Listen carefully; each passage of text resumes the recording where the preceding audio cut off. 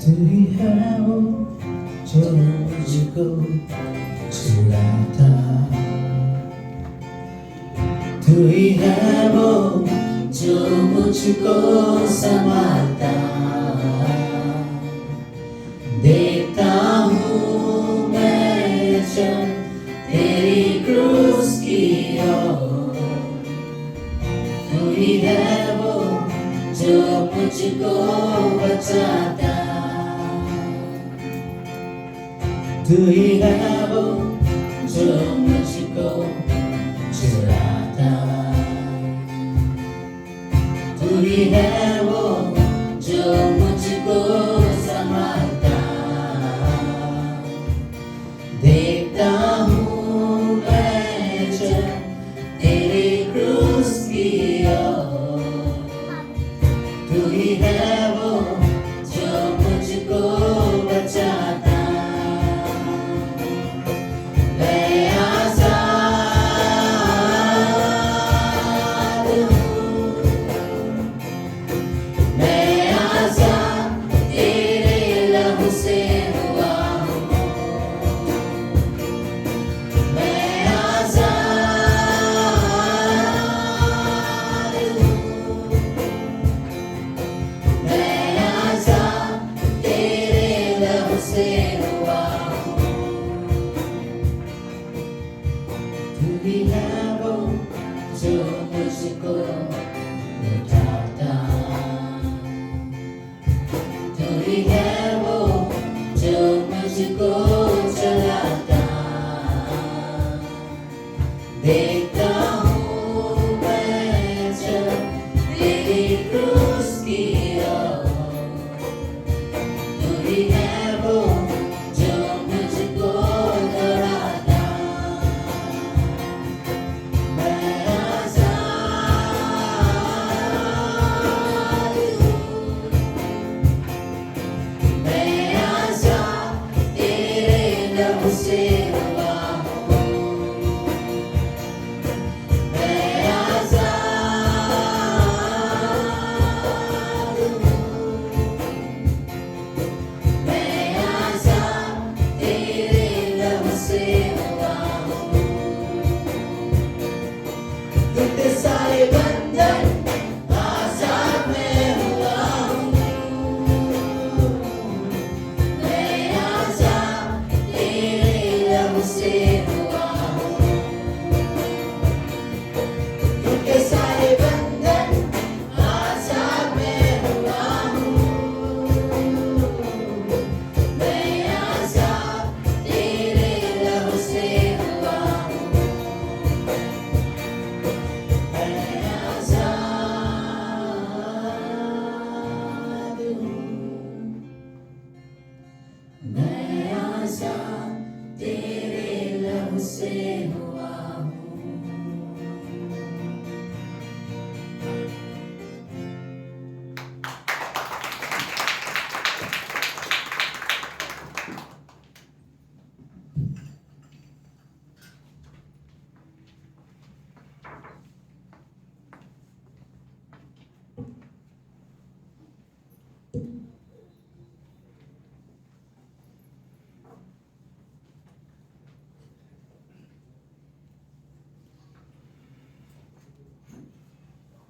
Okay, हम खड़े होते हैं अपने जगह पर वचन पढ़ने के लिए।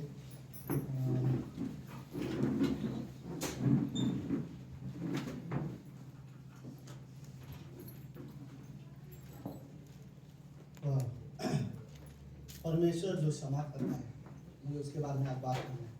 परमेश्वर जो क्या करता है? क्षमा करता है। क्षमा करता है। right?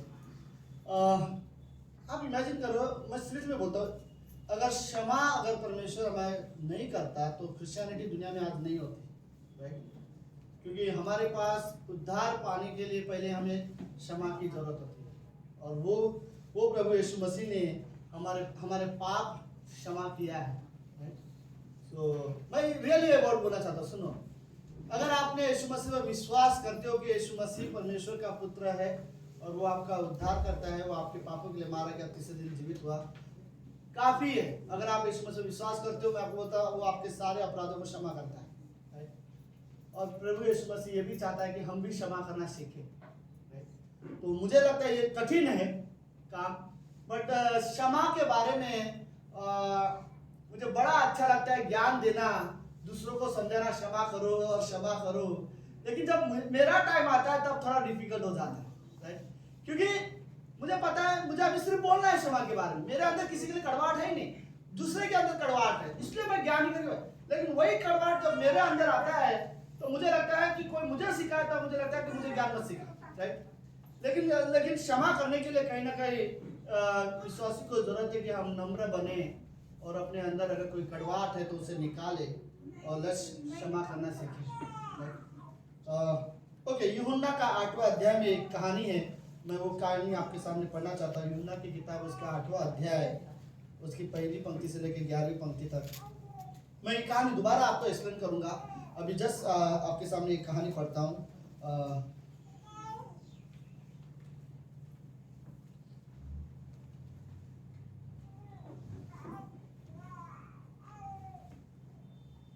9वीं पंक्ति से मैं पढ़ता हूँ, पूरी कहानी नहीं पढ़ूंगा। परंतु वे यह सुनकर बड़ों से 7वीं पंक्ति, जब वे उससे पूछते ही रहे तो उसने सीधे होकर उससे कहा कि तुम में से जो निष्पाप हो वही पहले उसको पत्थर मारे। और फिर झुककर भूमि पर उंगली से लिखने लगा। परंतु वे यह सुनकर बड़ों से लेकर छोटों तक एक एक करके निकल गए और यीशु अकेला रह गया और स्त्री वहीं बीच पर खड़ी रह गई। ओके, 10वीं पंक्ति में यीशु ने सीधे होकर उससे कहा, हे नारी, वे कहाँ गए? क्या किसी ने तुझे दंड की आज्ञा नहीं दी? उसने कहा, हे प्रभु, किसी ने भी नहीं। यीशु ने उसे कहा, मैं भी तुझे दंड की आज्ञा नहीं देता, जा फिर पाप मत करना। तो बस प्रार्थना करते हैं। प्रभु यीशु, हम धन्यवाद देते हैं, आप रियली महान और जीवित और पवित्र परमेश्वर हो। प्रभु यीशु धन्यवाद, आज की शाम की इस सभा को आप आशीष करना। प्रभु मैं प्रार्थना करता हूँ यहाँ आए हुए लोगों को आप रियली ब्लेस करना। प्रभु इस कमरे में हम रियली सीखना चाहते हैं कि क्षमा करने के बारे में, क्योंकि आपका हृदय, आपका चरित्र है क्षमा करने का। आपने हमें क्षमा किया है। प्रभु यीशु धन्यवाद पिता परमेश्वर, धन्यवाद देते हैं। प्रार्थना यीशु मसीह के नाम से करते हैं, आमीन। आमीन। आप सब लोग बैठ सकते हैं।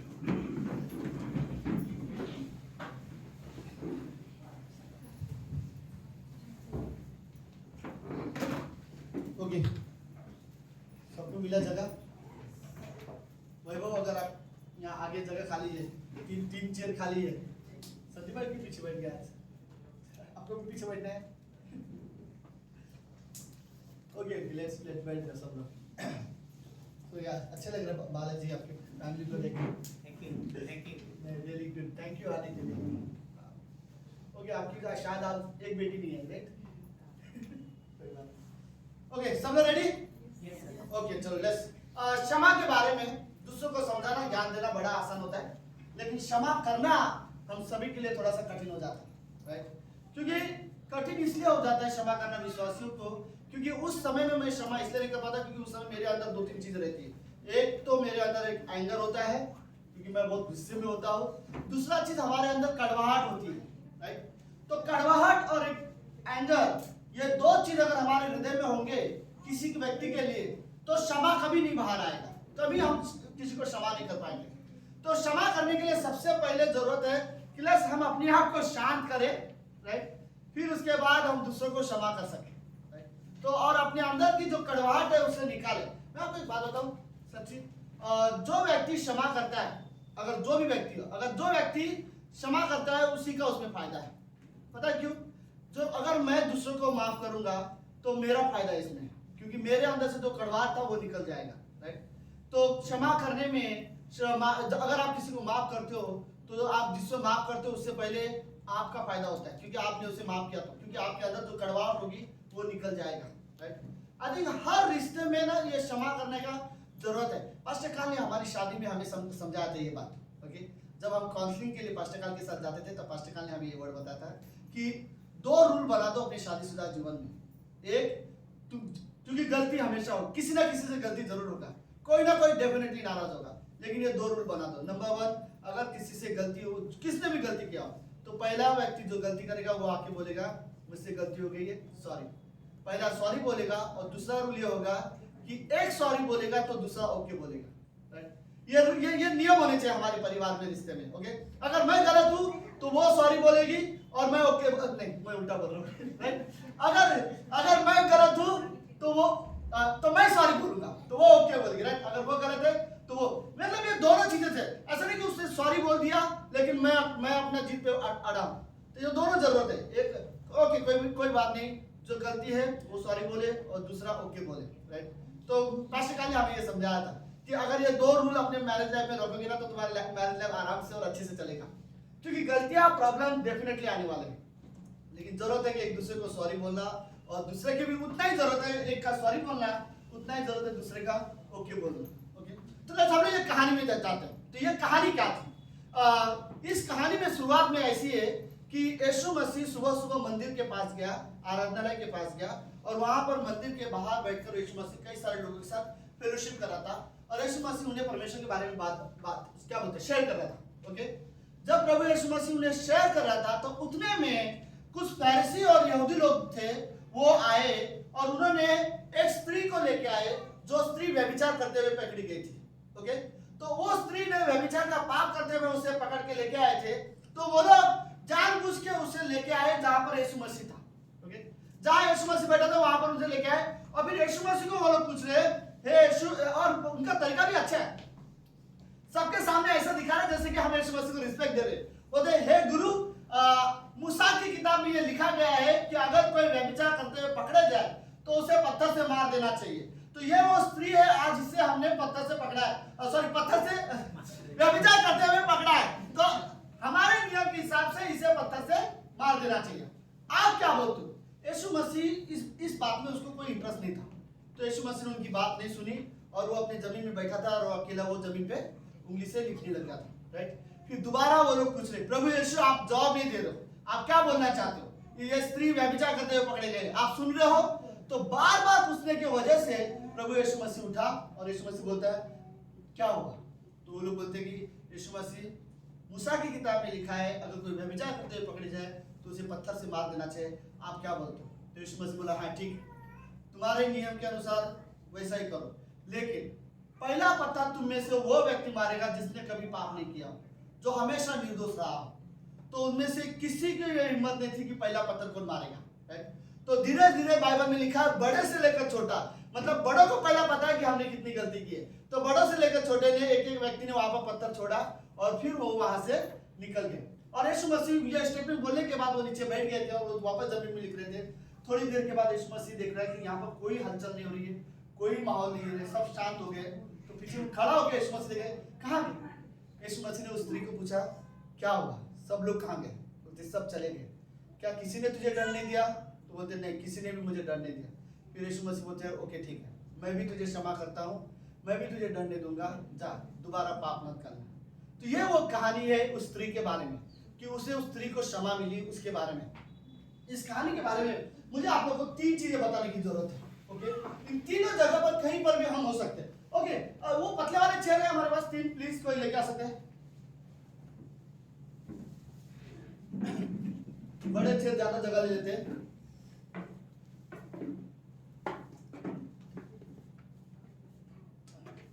ओके, तो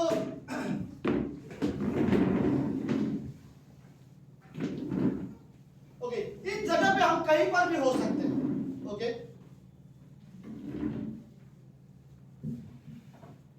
अभी के लिए तो इतने, सब लोग ठीक है? ओके, लेट्स इमेजिन करो, ये कहानी ऐसी है, ओके। सबसे पहले प्रभु यीशु मसीह, जब मैं यीशु मसीह के लिए साइड रखता हूँ ताकि ज्यादा उसके बारे में बात करने वाले, राइट। सबसे पहले यीशु मसीह मंदिर में आके क्या कर रहा था? फेलोशिप कर रहे थे, राइट। संगति हो रही थी, वहां पे बातचीत हो रही थी, और यीशु मसीह यहाँ पर बैठे हुए थे, ओके। और यीशु मसीह के साथ कई सारे लोग बैठे हुए थे और वो लोग आपस में संगति कर रहे।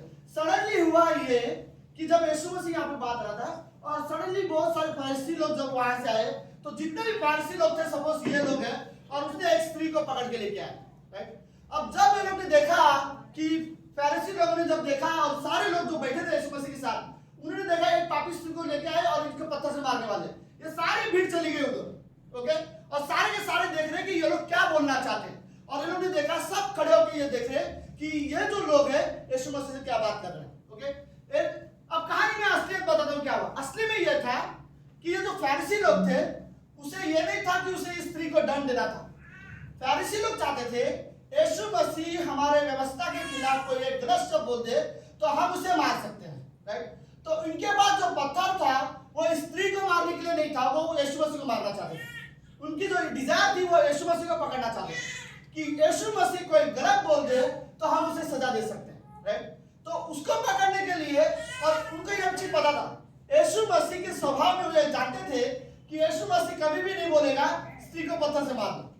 तो जानबूझ के, क्योंकि वो जानते थे यीशु मसीह बहुत प्रेमी है, बहुत दयालु है, बहुत क्षमा करने वाला है, और वो सब नियम जानते थे, यीशु मसीह का स्वभाव जानते थे, इसलिए फरीसी लोगों ने जानबूझ के एक स्त्री को लेके आए। हाँ, डेफिनेटली मैं मानता हूँ कि वो स्त्री जो व्यभिचार में पकड़ी गई थी, लेकिन जानबूझकर वो उस यीशु मसीह के पास लेके आया ताकि यीशु मसीह को पकड़े। कहानी समझ में आया? तो यह नियम था, वो लोग चाहते थे स्त्री के जरिए यीशु मसीह को पकड़े, ठीक है। तो होता ये है, जब ये लोग बार बार यीशु मसीह को बोल रहे थे कि पहली चीज इस कहानी में मुझे एक चीज अच्छा लगता है। ओके, आज लेट्स क्या है एक ओके, ये जो फैरिसी लोग हैं, मे भी आज की तारीख में संसार जैसे लोग हैं, राइट। संसार में आज भी ऐसे लोग हैं जो यीशु मसीह को नहीं पसंद करते, राइट। उसके विचारधारा हमें पसंद नहीं है। वो जिस तरह से लोगों से बात करता है, जो चमत्कार करता है, लोग उसे पसंद करते हैं। जो भी उसके थॉट्स हैं, जो उसके जो जीवन जीने का तरीका है, वो इस संसार को पसंद नहीं है, इन लोगों को नहीं पसंद है, इसलिए वो चाहते हैं कि हम उसे पकड़े, राइट। हमें उसे, तो यह एक चीज है। आज भी आप देखना, अगर आप यीशु मसीह के बारे में ज्यादा बात करोगे, लोग आपको पसंद नहीं करेंगे, राइट। आप अनुग्रह के बारे में ज्यादा बात करो, प्रेम के बारे में ज्यादा बात करो, बाइबल के बारे में आप ज्यादा बात करो, लोग आपको पसंद नहीं करेंगे, राइट। क्योंकि लोगों को लिए ये पसंद, आज भी पसंद नहीं है। तो फरीसी लोगों को यीशु मसीह नहीं चाहिए था, तो वो उसे मारना चाहते थे।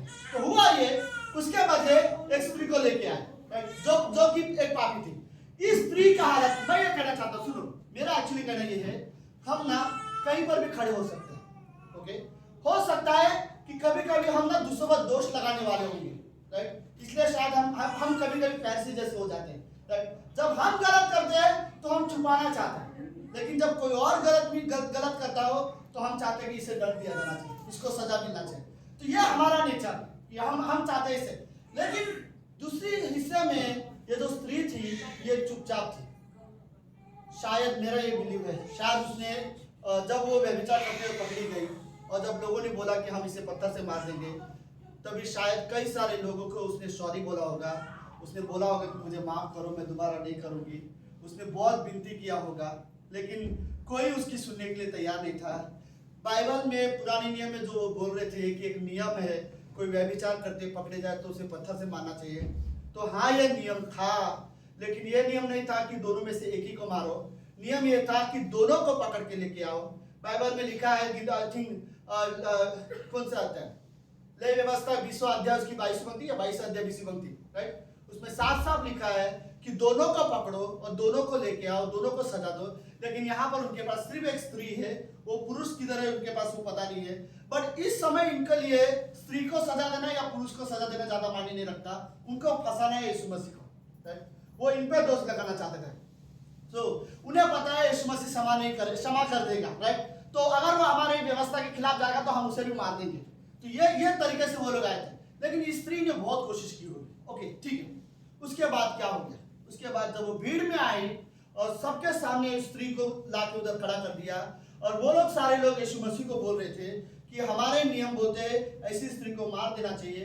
ये स्त्री शांत थी, इसे लगा कि शायद आप मैं नहीं बचूंगी। उसे लगा ये संसार में कोई प्रेम करने वाले लोग नहीं है, माफ करने वाले लोग नहीं है। यहाँ पर कोई नहीं बोलेगा कि जाने दो, इससे गलती हो गई है। कोई नहीं बोलेगा कि ला इसे क्षमा कर दे, इसे एक और मौका देते हैं। दूसरे पर दोष लगाना और दूसरे पर पत्थर उठाना बड़े आसानी से तैयार हो जाते हैं लोग। इसलिए ये स्त्री जानती थी कि इससे अगर मैं कुछ बोलूंगी तो इनमें से कोई नहीं मानेगा। इसलिए वो यहाँ पर बिल्कुल शांत थी। हम सब कई बार इस स्थिति में आ सकते हैं, राइट, कि अगर कोई आप पर दोष लगाए, कोई को ब्लेम करे, आप इस संसार में कोई नहीं मिलेगा आपको जो यीशु मसीह की तरह प्रेम करे या यीशु मसीह की तरह क्षमा करने वाला व्यक्ति हो, राइट। तो यह स्त्री जानती थी कि मुझे अब क्षमा नहीं होने वाला। वेरी गुड, मुझे लगा कहीं ये लोग मेरे मेरे इस चेयर में आके ना बैठ जाए। समझ रहे हो मैं क्या बोल रहा हूँ? ओके, पर यह स्त्री जानती थी कोई नहीं क्षमा करेगा, राइट, इसलिए वो एकदम चुप थी, राइट। जब कई बार ऐसा होता भी है, जब आप रियली गलत होते हो और पकड़े जाते हो तो तब आपके पास बोलने के लिए शब्द भी नहीं होते। मैं आप लोग समझ रहे, ये स्त्री को क्या लग रहा था, आज मैं मर जाऊंगी, ये लोग सारे लोग मुझे पत्थर से मारेंगे, और सबके हाथ में वो पत्थर भी देख रहे हैं, और सबको वो देख भी रही है कितने गुस्से में बात कर रहे हैं, और वो सबको जानती है इसमें ना कोई नहीं है जो प्रेम करता हो, ऐसे लोग नहीं है यहाँ पर, इसलिए ये किसी से माफी भी नहीं मांग रही। इस स्त्री के शब्द वहां पर नहीं है। जब तक वो यीशु मसीह जब उसे पूछता है तब वो स्त्री पहली बार बात करती है। उससे पहले तो उसने अपने जीवन में समझ लिया था कि शायद आज मैं अपने घर नहीं जा पाऊंगी, और वो उस भीड़ में, और ऐसा भी नहीं कि वो शांत भी होगी, शायद वो अंदर से बहुत डरी भी होगी, उसको बहुत रोना आ रहा होगा, और उसका मन कर रहा होगा कि कोई तो माफ करे, कोई तो साथ दे, लेकिन वो जानती थी कि इस ग्रुप में से, इस फरीसी लोगों में से, इस संसार में से कोई नहीं है जो साथ दे। ये बड़े न्यायी लोग हैं, राइट, बड़े स्वधर्मी लोग हैं, ये लोग मुझे कभी माफ नहीं करेंगे। इसलिए ये स्त्री ऐसी थी जैसे कि वो चुप थी, उसे पता था कि मुझे कोई माफ करने वाला नहीं था। बट हम हमारा कंडीशन कभी यही था, राइट, कि हमें कोई माफ करने वाला नहीं मिलेगा जल्दी। लेकिन इस स्त्री को नहीं पता था कि यहाँ और एक आदमी है, राइट। इस स्त्री को नहीं पता था कि ये लोग जिसके पास लेके जा रहे हैं उसका स्वभाव कैसा था। फिर वो चुपचाप होकर वहां पे सुन रही है। पता है, इस स्त्री का, यीशु मसीह का जवाब इस स्त्री के लिए बहुत ज्यादा जरूरी था। पता है क्यों? क्योंकि ये जानती थी जब सारे लोग उसे पूछ रहे मारने से पहले तो शायद ये बचा सकता है, राइट। सारे लोग किसको पूछ रहे? यीशु मसीह को पूछ रहे, राइट। तो शायद ये क्या बोलेगा, तो ये स्त्री वहां पर शांत होकर ये सुनना चाहती थी, अब ये क्या बोलेगा, राइट। लेकिन इसके सर नीचे था स्त्री का, और वो कंटिन्यू रोए जा रही थी। उसे समझ में नहीं आ रहा था कि ये लोग मेरे साथ क्या करने वाले हैं, और ये लोग बार बार दोष लगाते जा रहे थे, राइट। और फिर वहां पर यीशु मसीह खड़ा था। बार बार वो लोग जब उससे पूछ रहे हैं कि क्या तू क्या बोलना चाहता है, तो उसने वहां के लोगों से कहा, ओके, जो यहाँ पर है, उसने यहाँ के सारे लोगों से कहा, ठीक है, तुमने इसे पकड़ा, तुम चाहते हो इसे, ये पाप करते हुए पकड़ी गई है, तुम्हारी व्यवस्था के हिसाब से करना चाहिए, डेफिनेटली तुम्हारी व्यवस्था के हिसाब से करो। तुम में से पहला पत्थर वो मारेगा जिसने कभी पाप ना किया हो। तो उस भीड़ में कोई नहीं था, राइट, क्योंकि सबको पता था कि वो हम सब ने पाप किया है। तो उस भीड़ में सबको ये पता था कौन मारेगा पहला पत्थर, राइट। पहला पत्थर मारने के लिए वहां पर एक जवाब देना पड़ेगा, मैंने मेरे जीवन में कोई पाप नहीं किया, राइट। यीशु मसीह वहां पर खड़ा है, और लोग वहां पर भीड़ में खड़े हैं, और वो स्त्री वहां पे खड़ी है, और सब लोग को ये पता है कि पहला पत्थर मारने के लिए मुझे ये साबित करना पड़ेगा कि मैंने मेरे जीवन में कोई पाप नहीं किया। तो बड़े से लेकर छोटे सब जानते थे कि हमने गलती की है। पता है दूसरी बात क्या पता चले सारे लोगों को? हम जिसे सजा देने आए हैं, हम खुद पापी, राइट। हम कैसे इसको सजा दे सके? हमने खुद गलत किया है, और हमें लगा कि व्यवस्था के हिसाब से हम बड़े न्यायी हैं, हम लोगों को दंड दे सकते हैं। लेकिन जब इनको पता चला कि ये जो गलत कर रहे हैं, कुछ गलत तो हम भी करते हैं, राइट, तब इनको लगा कि हमें से कोई नहीं है जो इसको सजा दे सके। पता है आज की तारीख में इन लोगों के पास एक चीज क्या थी स्त्री को मारने के लिए? पत्थर थे, राइट। आज की तारीख में शायद किसी के पास पत्थर नहीं होते, लेकिन जब कोई गलत व्यक्ति करते हुए हमें पाया जाता है, हमारे पास कमेंट बहुत रहते हैं उसके बारे में, राइट। हम बहुत ज्यादा उसके बारे में बोलते हैं, बहुत ज्यादा पीठ पीछे बोलते हैं। तुझे पता है वो व्यक्ति क्या कर रहा है? तुझे पता है वो विश्वासी होकर कैसा जीवन जीता है? तुझे पता है उसने कैसे कैसे काम किए? हम बहुत ज्यादा कमेंट करना चाहते हैं, ऐसे ये व्यक्ति बहुत बुरा है, राइट, इसके जैसा मुझे कभी नहीं बनना है, इसके साथ कभी मुझे नहीं रहना है, मुझे इससे दूर रहना है। हम बहुत कमेंट रखते हैं, राइट। हमारे हाथ में पत्थर तो नहीं है, बट हमारे हृदय में ऐसे लोगों के लिए नफरत बहुत रखा हुआ है, राइट। सो उस हृदय के साथ हम कई बार लोगों के लिए बुरा बोलना, लोगों के बारे में हमारे पास बहुत पॉइंट रहता है। लेकिन एक था वहां पर, बाय द वे, इस स्त्री को एक चीज बहुत अच्छा लगा कि यहाँ से कोई नहीं था धर्मी, कोई नहीं था जो पवित्र, फिर भी मुझे मारने के लिए आए, लेकिन कोई क्षमा करने वाला भी नहीं था, कोई प्रेम करने वाला नहीं था, कोई अनुग्रह देने वाला नहीं था, सब गुस्से में थे। ये नेचुरल है, बाय द वे। जब कोई दूसरा गलती करता तो हमें बहुत गुस्सा आता है, दूसरा कोई पाप करता तो हमें लगता है ये आदमी कैसा है जो ऐसा गलत करता है। लेकिन जब हम उस स्थिति में होते हैं तो हम अपनी गलती को छुपाने की कोशिश करते हैं, हम नहीं चाहते कि हमारी गलती बाहर आ जाए, राइट। लेकिन इस स्त्री ने एक चीज जाना आखिरी में, पता क्या? एक था वहां पर जो क्षमा कर सकता था, राइट। एक है जो इस संसार के जैसा नहीं है, राइट। एक है जिसका स्वभाव इस संसार के जैसा नहीं है, एक है जो इस संसार से अलग है, राइट। एक है जो मुझसे प्रेम कर सकता है,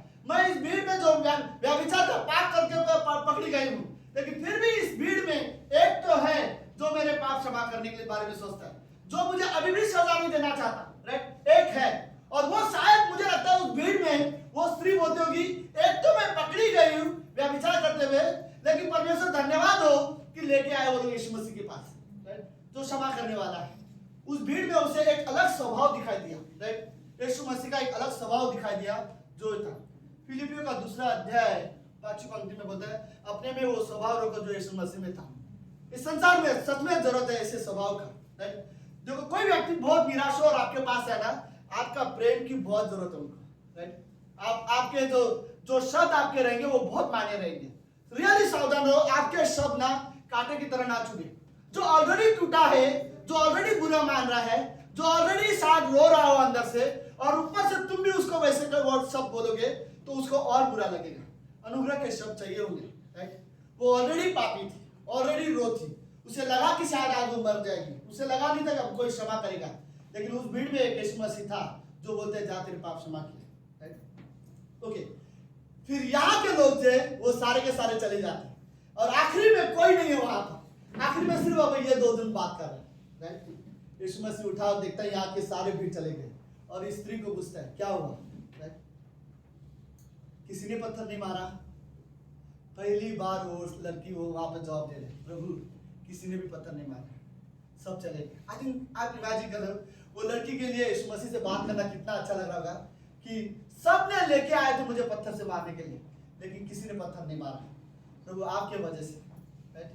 और यीशु मसीह बोलता है ठीक है कोई बात नहीं, जा मैं भी तुझे क्षमा करता हूँ। और फिर लास्ट में क्या बोलते हैं, दोबारा क्या मत करना, पाप मत करना। पता है इसका मतलब क्या है? यीशु मसीह ये नहीं कहता है ठीक है तूने पाप किया तो कोई बात नहीं। यीशु मसीह बोलता है माफ करता हूँ लेकिन दोबारा पाप मत करना, मैं तेरे पाप के साथ सहमत नहीं हूँ, जो तूने जो गलत किया है वो गलत है।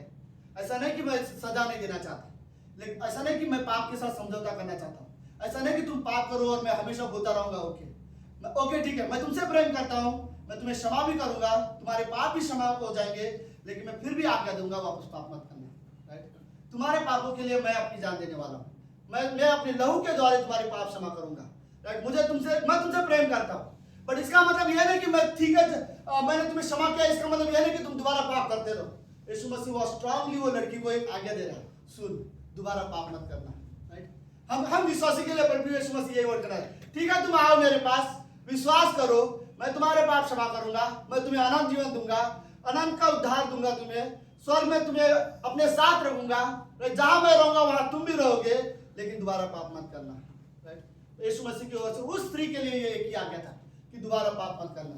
मैं ये पर्सनली बिलीव करना चाहता हूँ कि वो लड़की ने दोबारा वो पाप कभी नहीं किया रहेगा, क्योंकि उसने मौत को बहुत नजदीक से देखा, लेकिन जितना नजदीक से उसने मौत को देखा था उससे भी ज्यादा करीब से उसने यीशु मसीह के प्रेम को देखा था, राइट? और उसने देखा कि आज यीशु मसीह ने जब उसे माफ किया उसके वजह से उसके मतलब उसका जो था मतलब वो बच गए, वो मरने से बच गए, राइट? आज मैं रियली वर्ड कहूंगा आखिरी में, ओके? इस संसार में लोग हो सकते हैं, हम कहीं पर भी हो सकते हैं, बाय द वे हम हो सकते हैं यहाँ पर, राइट?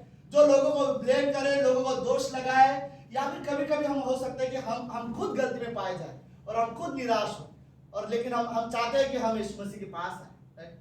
कोई बात नहीं, अगर कोई मुझे यीशु मसीह के पास नहीं लेके जाता दोष लगाने के लिए, छोड़ो, राइट? मैं जाना चाहता हूँ यीशु मसीह के पास अकेले, ताकि वो मुझे माफ करे, राइट? मुझे यीशु मसीह की उपस्थिति की जरूरत है, वो मुझे बदल सकता है, उसका प्रेम हमें बदल सकता है, हमें यीशु मसीह के पास आने की जरूरत है, राइट? तो इस कहानी में ये चीज थी। लेकिन एक चीज, मैं कहाँ पर रहना चाहता हूँ हमेशा, एक्चुअली में मैं कहाँ पर अपने आप को देखना चाहता हूँ? मैं सबसे पहले वहां पर रहना चाहता हूँ जहाँ यीशु मसीह शुरुआत में मंदिर में बात कर रहा था, फेलोशिप, और वहां पे कुछ लोग थे जो यीशु मसीह की बातें सुन रहे थे, राइट? तो हम उस फेलोशिप में ज्यादा एंजॉय करना चाहते हैं, राइट? इससे बजाय कि पहली बात यीशु मसीह को कोई मतलब नहीं था वो लोग क्या बोलना चाहते, क्या करना चाहते, यीशु मसीह खुश था यहाँ पर फेलोशिप करके, लेकिन जब उसने देखा कि लोग बार बार आ रहे हैं तब उसको जवाब देना जरूर समझा, ओके? तो ये सिंपल चीज है, ओके ठीक है, बट हम ये कोशिश करेंगे, राइट, कि हम इस जगह पे कभी ना रहे जो दूसरों पर दोष लगाने वाला जगह हो, दूसरों के ऊपर कमेंट करने वाली जगह, दूसरों को पत्थर उठाने वाला जगह, राइट? शायद हम हो सकते हैं इस जगह पर, राइट, कभी कभी, लेकिन हमारे लिए बड़े आनंद की बात है जब यीशु मसीह हमें बोले दोबारा पाप मत करना, राइट? और हम इसके बाद परमेश्वर की आज्ञा मान सके, कि हम सीरियसली प्रभु की आज्ञा मान सके कि हाँ प्रभु मैं उस स्त्री ने सच में बोला होगा प्रभु मैं सच में दोबारा ऐसा काम नहीं करूंगी, राइट? आई थिंक हमें जरूरत है परमेश्वर की, और परमेश्वर के पास वही है जो हमारे पाप को क्षमा करता है। कहीं ना कहीं हमें भी ये भी जरूरत है कि हम एक दूसरे को भी क्षमा करें। लेट्स हम यीशु मसीह का स्वभाव अपने अंदर ला सकते हैं। हम रियली जरूरत है हमें एक दूसरे को क्षमा करने का। आमीन आमीन। आमीन। लेट्स प्रार्थना करते हैं। प्रभु यीशु हम धन्यवाद देते हैं आज के दिन के लिए और एक सुंदर समय के लिए। पिता आप रियली महान हो प्रभु। कई बार हम हो सकते हैं उस जगह पर जहाँ पर लोग दूसरों पर दोष लगाते हैं, और कई बार हो सकता है हम उस जगह पर हो जहाँ पर लोग हम पर दोष लगाते हैं। लेकिन इस कहानी में अच्छी बात ये थी कि इस कहानी में तीसरे व्यक्ति आप थे जो स्त्री को क्षमा करता है, जिसने हमें क्षमा किया है, जिसने हमारे अपराधों को क्षमा किया है।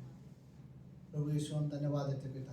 प्रभु जब आप क्रूस पर मर रहे थे तब आपने तीसरा शब्द यही कहा, पिता इन्हें क्षमा कर, ये नहीं जानते क्या कह रहे। आप क्षमा करने वाले परमेश्वर हो। आप जब मर रहे थे प्रभु यीशु, वो सब सारे जगत के पाप की क्षमा के लिए था। और जो लोग आपको मार रहे थे आपने उन्हें भी कहा कि हे पिता इन्हें क्षमा कर। प्रभु ये आपका चरित्र है कि आप क्षमा करने वाले परमेश्वर हो। प्रभु हो सकता है हम में से कोई भी गलती करता हो, जाने अनजाने में या जानबूझकर। प्रभु हम आपकी उपस्थिति में आते और प्रार्थना करते गॉड आप हमें रियली क्षमा करो। आप क्षमा करने वाले परमेश्वर हो। और प्रभु हमें सिखाओ गॉड कि हम भी लोगों को क्षमा करना सीखें। हम भी ना प्रभु हम उस फरीसी भीड़ की तरह हम भी लोगों के प्रति अपने अंदर कड़वाहट नहीं रखना चाहते पिता। गॉड आप हमें रियली सिखाओ कि हम क्षमा करना सीखें। धन्यवाद पिता परमेश्वर। इस कमरे में हर एक इंसान को आपकी ज़रूरत है पिता। हमें आपकी ज़रूरत है पिता। धन्यवाद प्रभु यीशु। धन्यवाद। ये प्रार्थना यीशु मसीह के नाम से करते हैं। आमीन।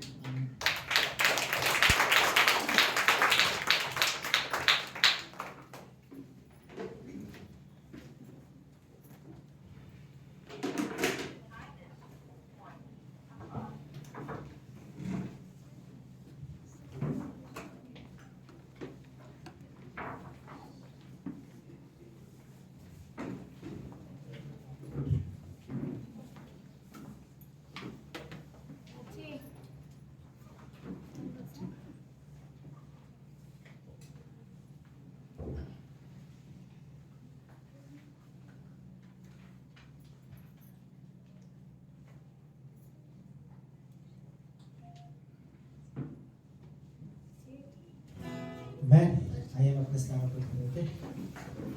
मैसेज अच्छा था। थैंक यू मैम हमारे पास्टर की जगह।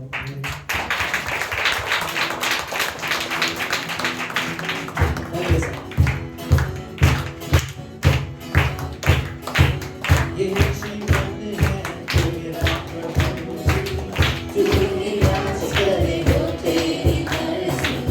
ये जीवन है तेरा प्रभु जी, तू निराश करे हो तेरी मर्जी। सदके हम गाते जाए, आए मुसीबत मुस्कुराए। सदके हम गाते जाए, आए मुसीबत मुस्कुराए। तेरे भवन में आनंद की भरपूरी है। ये शुद्ध संग तो जीवन में संतुष्टि है। तेरे भवन में आनंद की भरपूरी है। ये शुद्ध संग तो जीवन में संतुष्टि है। क्रूस पर सब हुई समाप्ति, हारा शैतान नहीं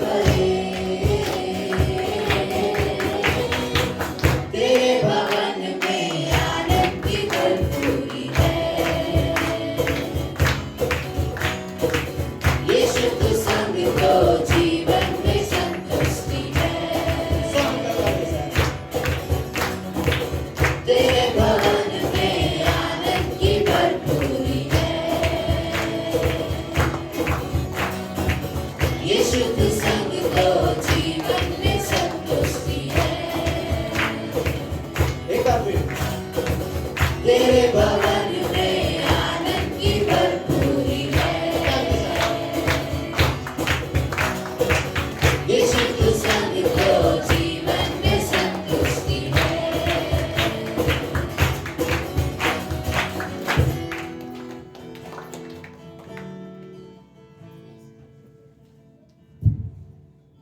ओके अगले संडे यहाँ पर सभा नहीं होगी।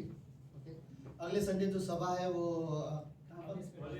होली स्पिरिट हॉस्पिटल के अंदर जेसन हॉल, राइट? हाँ जेसन हॉल, हाँ जैनसन हॉल। ओके तो वहाँ पर सभा होगा।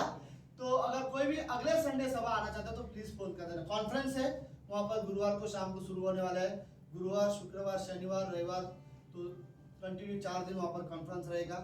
सो संडे के दिन यहाँ पर सभा नहीं रहेगी। पास्टर शालर आ रहे। पास्टर शालर अगर आपको बता दूं, अगर किसी को ठीक से नहीं पता होगा तो पास्टर शालर ग्रेटर कलीसिया के मेन सीनियर पास्टर है वर्ल्ड में जितने भी जो 600 से ज्यादा जो वर्ल्ड में कलीसिया है, ग्रेटर कलीसिया, उनके जो सीनियर पास्टर है पास्टर शालर है। पास्टर शालर इस ग्रेटर कलीसिया के पहले बाइबल कॉलेज स्टूडेंट थे जिन्होंने ग्रेजुएट हुए, और इस ग्रेटर कलीसिया के पहले मिशनरी थे जिनको डॉक्टर स्टीवन ने मिशनरी करके भेजा था, और आज वो ग्रेटर कलीसिया के मेन पास्टर हैं। तो साल में एक बार वो आते हैं 4 दिन के लिए मुंबई में, और हमें अपने वचन से हमें उत्साहित करते हैं। तो हम सब वो कॉन्फ्रेंस अटेंड करते हैं। मैं जानता हूँ 600 रुपया फीस है 3 दिन 4 दिन का। अगर आप 600 रुपया में अगर आप पिकनिक जा सकते हो, ओके गलत मत समझना मेरे वर्ड्स को, सीरियसली मैं बोल रहा हूँ, राइट? 600 रुपया खर्चा करके अगर आप पिकनिक जा सकते हो, रिसोर्ट जा सकते हो, तो ये कुछ भी नहीं है। ओके आप ये मत सोचना महंगा है इसलिए मिस कर देता हूँ। आप सच में 600 रुपया फीस है। अपना नाम दो अगर आना चाहते हो 4 दिन कंटिन्यू, कैसे भी अगर आपको छुट्टी भी लेना पड़े तो मैं तो बोलूँगा ले लो। अमेरिका से यहाँ व्यक्ति आ रहा है हमें सिखाने के लिए। आज से 10 साल पहले उनको हार्ट अटैक आ चुका था, उसके बावजूद भी वो कंटिन्यू यहाँ पर आ रहे हैं और हमें सिखाते हैं वचन से, और फिर जाते हैं। फिर हम तो मुंबई में रहकर अगर हम नहीं आएंगे तो ये अच्छा नहीं। सीरियसली अपने मेंटालिटी में ये फिक्स कर लो, मुझे कॉन्फ्रेंस अटेंड करना है चाहे कुछ भी हो जाए। थोड़ा सा स्ट्रगल होगा तो डिसीजन थोड़ा सा लो। कंपनी में थोड़ा ज़्यादा रिक्वेस्ट करना पड़े तो रिक्वेस्ट करके देख लो, लेकिन मैं चाहूँगा कि कॉन्फ्रेंस मिस मत करो। अगर आप कॉन्फ्रेंस फिर भी नहीं आ रहे हो तो संडे के दिन सुबह शाम आप आ सकते हो। संडे का दिन का जो होता है तभी संडे के दिन में कोई चार्ज नहीं रहता, तो आप संडे के दिन एक कलीसिया की तरह होता है जैसे नॉर्मल संडे सर्विस होता है।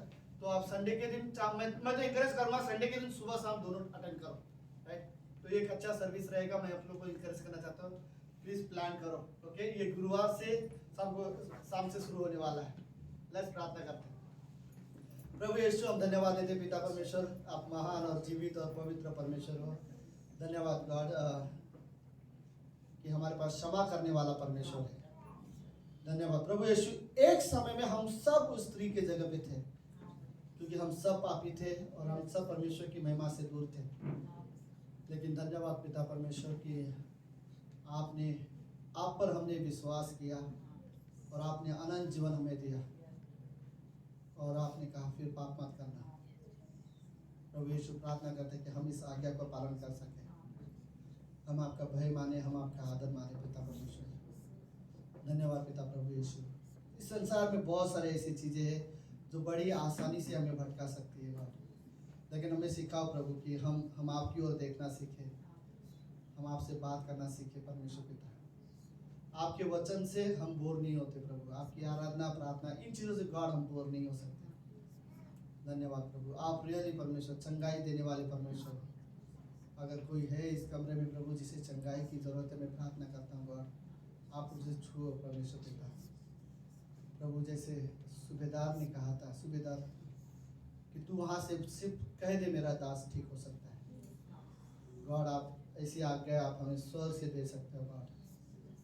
कोई भी परेशानी में हो, कोई फाइनेंशियली प्रॉब्लम में हो, कोई मैरिज के प्रॉब्लम में हो, कोई अलग तरह का चिंता में है प्रभु यीशु, हमें नहीं पता। हर एक व्यक्ति के जीवन को यीशु मसीह हम आपके हाथ में सौंपते हैं। किसी के घर में शांति नहीं हो पिता, हम उस परिवार को आपके हाथ में सौंपते हैं पिता परमेश्वर। अगर कोई संसार में अभी भी खोया हुआ हो प्रभु यीशु, हम उस व्यक्ति को आपके हाथ में सौंपते हैं पिता। धन्यवाद पिता परमेश्वर, धन्यवाद प्रभु यीशु। ये प्रार्थना यीशु मसीह के नाम से करते हैं। आमेन।